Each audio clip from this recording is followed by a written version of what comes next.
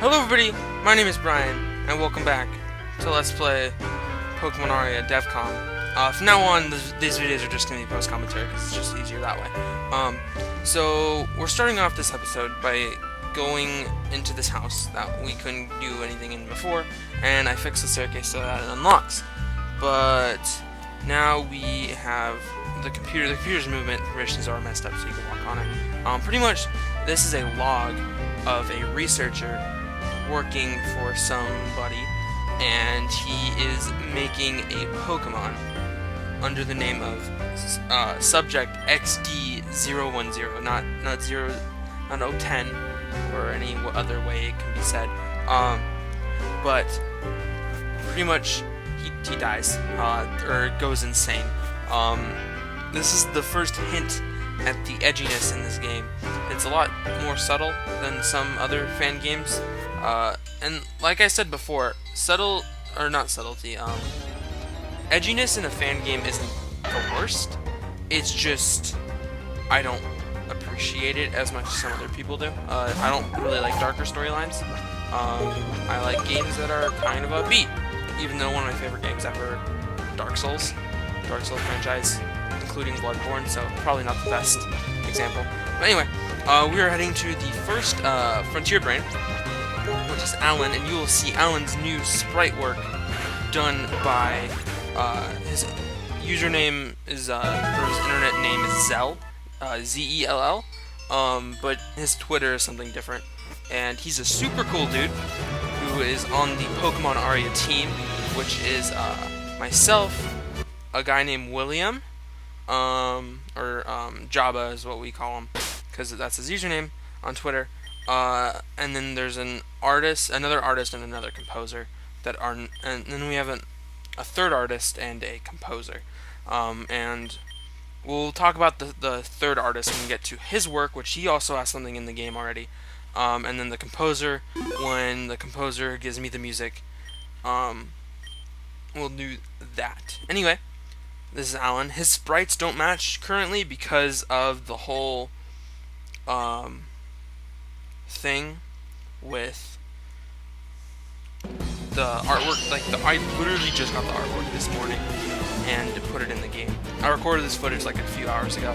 Anyway, this is Alan, the new improved Alan. He is a big macho dude who has a headlamp and really freaking cool. I like his vest. His vest is really cool. Anyway, let's stop fanboying over my own game and commentate. So this is the first battle. It's really easy. It used to be a lot harder. You used to have a Tyrant that had Stomp that could one-shot you. Like, it was a really high level Tyrant, like 15-ish. But I got rid of it when I updated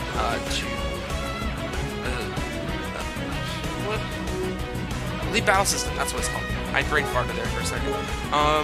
But at this point, I was just like, if you ever see me stop, it's because my friend was texting me at the time, and eventually I just muted my phone and put it face down, and so it wouldn't bug me. Anyway, this is a rock themed gym, I guess, because he doesn't have any like pure rock types. This is actually, I'm really happy with how this gym turns out. It's a good introductory into how the battle facilities are, and this gym, if you go in with a Pokemon that's like not good against it, or like if you're unprepared, like without potions or anything, you will lose. I have a playthrough where it took me 3 attempts to beat this gym, and just things like that are why I like this a lot. And like the level might be a lot higher than yours, but it's still beatable. And if you really have to, you can grind. A lot of my playtesters said that you really don't have to grind in the game at all in order to get through it, except at the very end of Demo 2.0. Speaking of Demo 2.0, this morning, as of when this video goes up, I put out version 2.6.1, which is an add-on to the 2.6 update that pretty much just makes it so you start in the right place. Because right now you start with the debug intro, and I don't want that. So if you guys want me to, I can show you a tutorial on how I can make a tutorial on how to update to 2.6.1. But besides that, not that big of a deal. So I healed up Oshawott, and we're switching him in. And yeah, we're gonna beat this Onyx. I didn't show you the symbol, but in this game, in the game, since it's Battle Frontiers instead of gyms, I'm using Frontier symbols instead of gym badges. And the symbols are a lot easier to make because they're all the same basic shape, like a circle with like an insignia in the middle. And this one is the peak symbol or something like that. It's like the peak symbol, the balance symbol, pillar symbol. I don't have a name for the 4th and 5th ones yet, but I have them designed, so yeah. And that is Alan's gym. We get to see his beautiful sprite again. Yeah. That is your definition of power. So Alan's whole deal is that he I don't know, he's just like, he believes in raw strength and like using his raw strength to change the path ahead of him. So just like, I don't know. The gym leaders in this game, I'm just critiquing myself. I could have done a lot better job with building their character. I think I do a good job with Jared, which is the 3rd guy. Okay, the game froze for a second. I think I did a good job with Jared, and then August a little bit. August has more dialogue than Alan. Alan just kind of appears out of nowhere, and I'm really disappointed that I couldn't do anything more. That I didn't do anything more with him. I probably could if I like re-evented some stuff.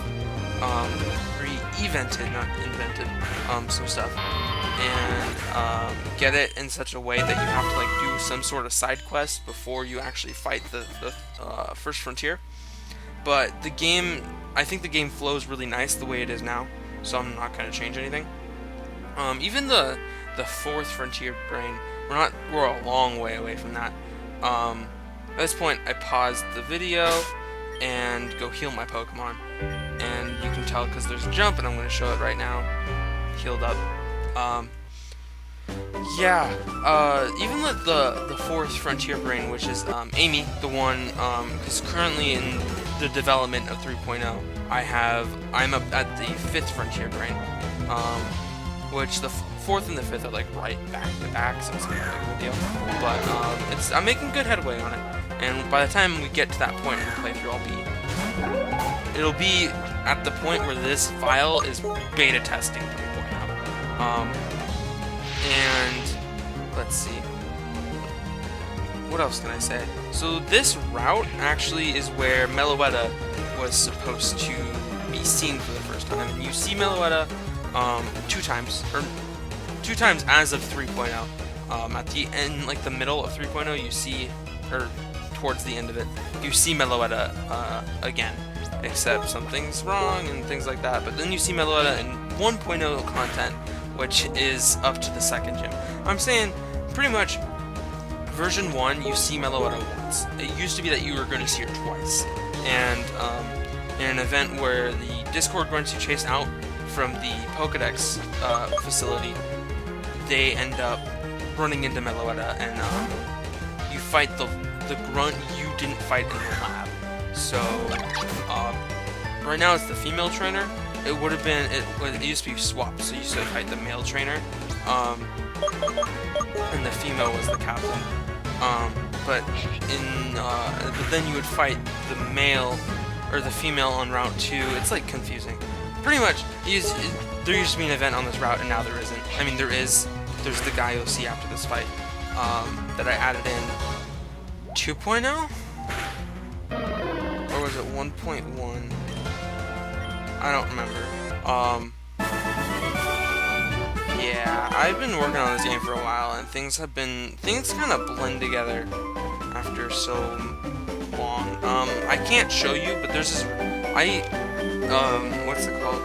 So, I went out of my way to make something like, it looks kind of nice on the downside, because I didn't show it in the video, but if you're able to walk through the walls and get into the southern part of Route 2, you're able to see this like nice little like lake area that I added in. You can't get to it.